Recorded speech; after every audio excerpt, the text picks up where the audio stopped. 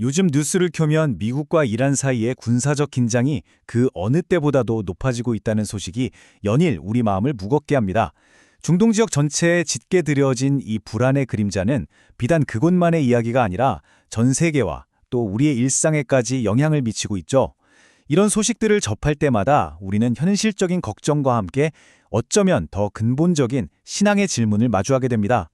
이 모든 혼란과 갈등의 소용돌이 속에서 과연 영원한 진리의 말씀인 성경은 우리에게 무엇을 이야기하고 있을까요? 아마 많은 분들께서 마음 한편으로 이런 생각을 해보셨을 겁니다. 혹시 이것이 성경에서 말하는 마지막 때의 징조는 아닐까 하고 말이죠.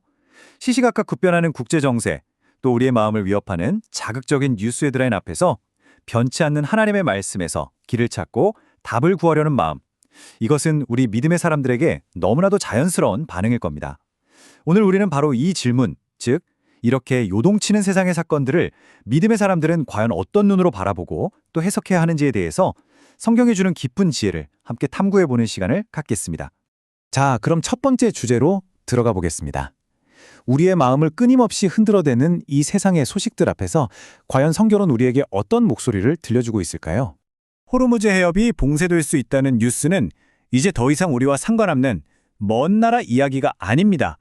그것은 세계 경제의 동맥을 위협하는 일이고 당장 우리가 주유소에서 마주하는 유가와 우리 가정의 생활비에 직접적인 영향을 미칩니다.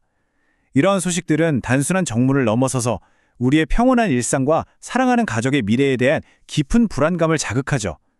나의 삶이, 내가 세운 계획들이 이 거대한 역사의 파도에 속수무책으로 휩쓸려 버리는 것은 아닐까? 이런 두려움은 지극히 인간적인 감정입니다. 그리고 이처럼 혼돈의 시대 속에서 무언가 확실한 답을 찾고 싶은 우리의 마음은 너무나도 자연스럽게 이 모든 것이 혹시 종말의 시작은 아닌가 하는 종말론적인 질문으로 향하게 되는 것입니다. 바로 이 지점에서 우리는 성경의 본질과 그 목적을 다시 한번 명확하게 이해해야 합니다. 성경은 미래의 신문기사를 미리 보여주는 수정구슬 같은 책이 아닙니다. 몇 년, 몇 월, 몇 시에 어느 나라가 누구와 전쟁을 시작할 것이다라고 족집게처럼 예언하는 책이 아니라는 말입니다. 오히려 성경은 인류의 죄로 인해 이 세상에는 갈등과 다툼이 끊이지 않을 것이라는 세상의 본질을 이미 우리에게 알려주었고, 바로 그 혼돈 속에서 하나님의 백성이 어떤 마음의 중심을 잡고 어떤 태도로 굳건히 서야 하는지 그 방향을 알려주는 영원한 나침반입니다. 혼란스러울수록 우리는 단순하고 명쾌한 답을 원하기 쉽습니다. 하지만 성경은 그런 섣부른 판단 대신에 말씀이라는 절대 기준에 우리의 마음에 계속해서 맞추라고 권면합니다. 두려움이라는 안개에 휩쓸려서 길을 잃는 대신 이 나침반을 보고 하나님의 뜻이라는 저 북극성을 향해 우리의 발걸음을 한 걸음씩 옮기라고 말씀하고 있는 것입니다. 그렇다면 많은 사람들이 오늘날의 중동 사태와 직접적으로 연결짓는 성경 속의 이름, 페르시아에 대해서 조금 더 깊이 살펴보겠습니다.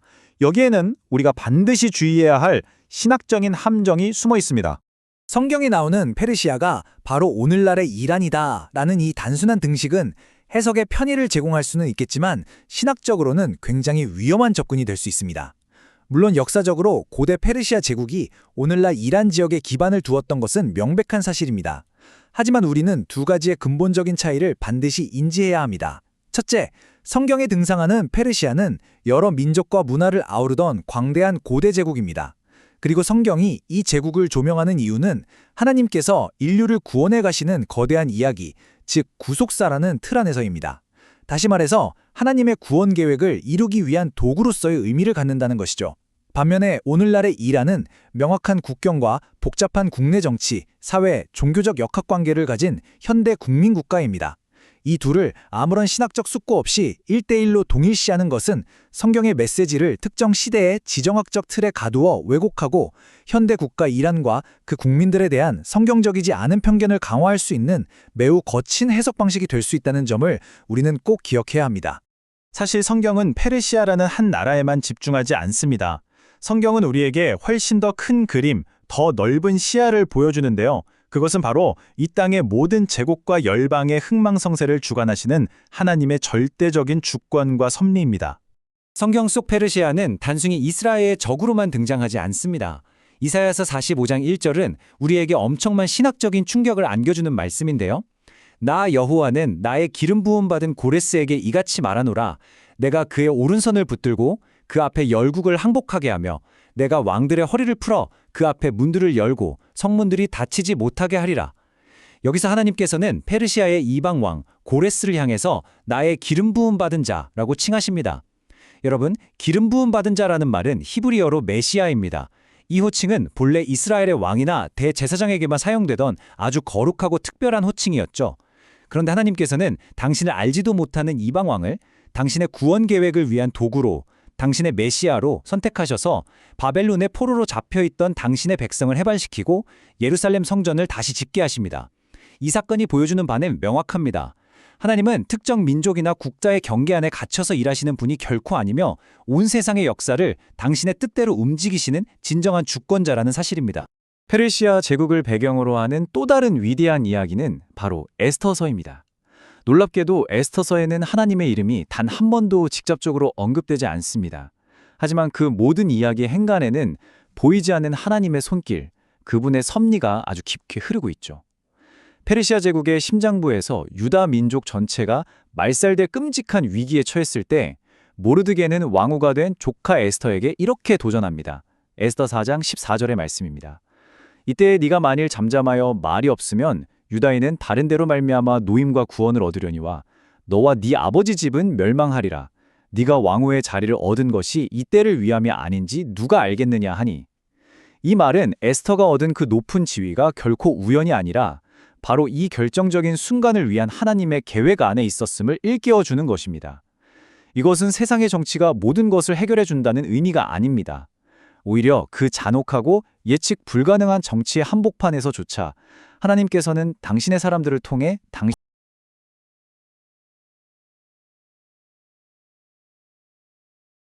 다니엘서는 우리에게 훨씬 더 거대한 역사의 관점을 제공합니다. 바벨론, 메데 바사, 헬라, 로마로 이어지는 거대한 제국들의 흥망성쇠를 자신의 눈으로 직접 목격한 선지자 다니엘은 그 모든 역사의 진정한 주인이 누구인지를 분명하게 선포합니다. 다니엘 2장 21절의 고백입니다. 그는 때와 계절을 바꾸시며 왕들을 패하시고 왕들을 세우시며 지혜자에게 지혜를 주시고 총명한 자에게 지식을 주시는도다. 세상의 왕들과 제국들은 스스로가 역사의 주인인 것처럼 교만하게 행하지만 그들의 시간과 권세는 오직 하나님께 달려있다는 장엄한 선포입니다. 이 말씀은 우리에게 요동치는 국제정세 속에서도 결코 흔들리지 않는 영원한 기준점을 제공합니다. 인간의 왕국은 나타났다가 사라지지만 하나님의 나라는 영원하다는 것입니다. 그렇습니다. 이사야의 고레스, 에스터 그리고 다니엘의 고백을 통해 우리가 붙잡아야 할 핵심은 바로 이것입니다. 성경은 우리에게 이란은 악하고 미국은 선하다거나 혹은 그 반대를 주장하는 그런 지정학적 채점표를 주지 않습니다. 성경은 우리에게 국가와 국가 사이에 수평적인 갈등에 매몰되지 말고 그 모든 나라들 위해서 당신의 뜻을 이루어 가시는 하나님의 절대 주권을 바라보는 수직적인 신앙의 시선을 가지라고 가르칩니다.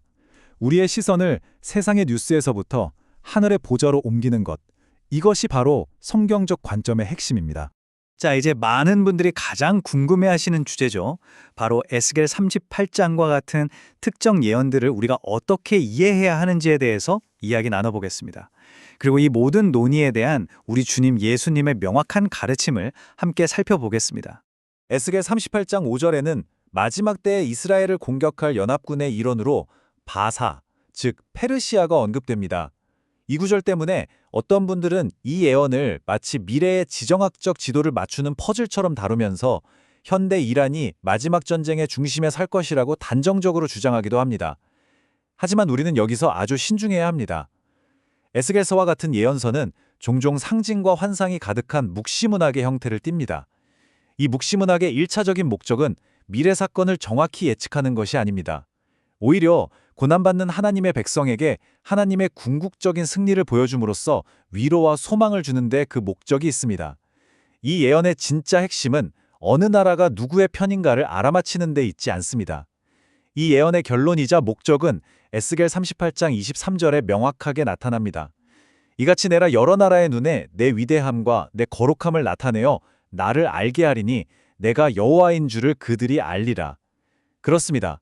예언의 초점은 인간의 지정학적 예측이 아니라 하나님의 영광과 그분의 거룩하심을 온 세상에 드러내는 신학에 있는 것입니다.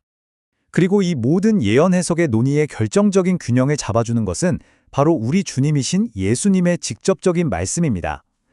마태복음 24장 6절에서 예수님은 마지막 때에 대해 묻는 제자들에게 아주 분명하게 말씀하십니다. 난리와 난리 소문을 듣겠으나 너희는 삼가 두려워하지 말라. 이런 일이 있어야 하되 아직 끝은 아니니라. 주님께서는 세상에 전쟁과 분쟁이 있을 것이라는 사실을 부정하지 않으셨습니다. 오히려 이런 일이 있어야 하되라고 말씀하시면서 그것이 타락한 세상에 피할 수 없는 현실임을 인정하셨죠. 하지만 동시에 그 소식을 들었을 때 제자들이 취해야 할 첫 번째 반응은 공포나 추측이 아니라 두려워하지 말라는 단호한 명령이었습니다. 전쟁의 소문은 종말의 과정 속에 있는 하나의 징조일 수는 있으나 그 자체가 종말의 날짜를 확정하는 도장이 아니라는 뜻입니다. 주님의 관심은 우리가 날짜를 계산하는 데 있었던 것이 아니라 어떤 상황 속에서도 두려움 없이 믿음을 지키는 데 있었던 것입니다. 그렇다면 이 모든 성경의 깊은 가르침을 가지고 우리는 오늘을 살아가는 이 현실 속에서 구체적으로 어떻게 살아가야 할까요? 이제 두려움을 넘어서 우리가 굳건히 서야 할 자리는 어디인지 함께 살펴보겠습니다.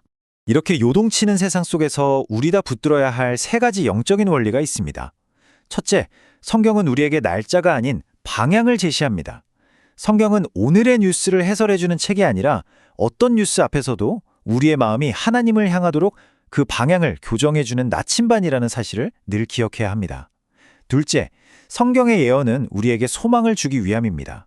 예언의 목적은 사람들에게 공포심을 조장해서 어떤 이득을 취하는 것이 아니라 우리로 하여금 죄를 회개하게 하고 하나님의 최종적인 승리에 대한 흔들리지 않는 소망을 갖게 하는 것입니다. 두려워하지 말라는 예수님의 말씀이 바로 그 핵심이죠. 셋째, 성경은 우리에게 사랑을 명령합니다. 분쟁과 전쟁의 소식은 종종 특정 민족이나 국가에 대한 미움과 혐오를 부추기기 쉽습니다. 그러나 우리는 그 미움의 파도에 휩쓸리는 대신 원수까지도 사랑하라고 하신 주님의 가르침에 따라 기도와 사랑으로 반응하도록 부름받은 사람들입니다. 이 사랑의 명령이 얼마나 실제적이고 또 혁명적인지를 우리는 사도 바울의 권면을 통해 깊이 깨달을 수 있습니다. 바울은 교회가 평안할 때만 위정자들을 위해 기도하라고 말하지 않았습니다. 오히려 기독교인들을 핍박하고 세상을 혼란에 빠뜨리던 바로 그 로마 제국의 한복판에서 그는 자신의 영적인 아들 디모데에게 이렇게 편지합니다. 디모데전서 2장 1절과 2절입니다. 그러므로 내가 첫째로 권하노니 모든 사람을 위하여 간구와 기도와 도구와 감사를 하되 임금들과 높은 지위에 있는 모든 사람을 위하여 하라. 이는 우리가 모든 경건과 단정함으로 고요하고 평안한 생활을 하려 함이라. 당시 로마 황제를 포함한 모든 권력자들을 위해 기도하라는 이 가르침은 실로 혁명적인 것이었습니다. 우리 역시 마찬가지입니다. 분쟁의 당사자인 모든 나라의 지도자들을 위해 그리고 그 땅에서 고통받는 백성들을 위해 저주가 아닌 축복을, 심판이 아닌 긍휼을 구하며 기도해야 할 거룩한 책임이 우리에게 있습니다. 이제 우리의 질문은 한 단계 더 깊은 곳으로 나아가야 할 때입니다. 성경이 이 갈등을 예언했는가라는 지적인 호기심에서 멈추는 것이 아니라 나는 지금 무엇을 두려워하고 있는가? 이 혼란 속에서 나는 무엇을 굳게 믿어야 하는가? 그리고 하나님의 마음으로 나는 지금 누구를 위해 기도해야 하는가? 라는 실존적인 질문으로 전환되어야 합니다. 주님께서는 마지막 때의 환란 그 자체보다 그 속에서 깨어있으라고 하셨고 항상 기도하며 깨어있으라고 말씀하셨습니다. 세상의 소음은 우리를 끊임없이 공포와 불안으로 몰아가지만 복음은 우리를 그 자리에서 돌이켜 기도의 자리로 하나님의 임재 앞으로 나아가게 합니다. 마지막으로 우리 주님께서 주시는 가장 위대하고 궁극적인 약속의 말씀을 함께 붙들기를 원합니다. 요한복음 16장 33절입니다. 이것을 너희에게 이르는 것은 너희로 내 안에서 평안을 누리게 하려 함이라. 세상에서는 너희가 환난을 당하나 담대하라 내가 세상을 이기었노라. 주님은 우리에게 환난 없는 삶을 약속하지 않으셨습니다. 오히려 이 세상에서는 환난을 당할 것이라고 정직하게 말씀하셨죠. 하지만 그 환난을 이기는 담대함을 함께 명령하셨습니다. 그 담대함의 근거는 우리의 의지나 세상의 평화조약에 있지 않습니다. 그것은 십자가와 부활로 이미 사망 권세를 이기시고 온 세상을 이기신 우리 주님의 완전한 승리입니다. 이 변치 않는 약속 안에서 우리는 세상의 어떤 두려운 소식 앞에서도 흔들리지 않고 주님이 주시는 참된 평안을 누리며 오늘을 살아갈 수 있습니다.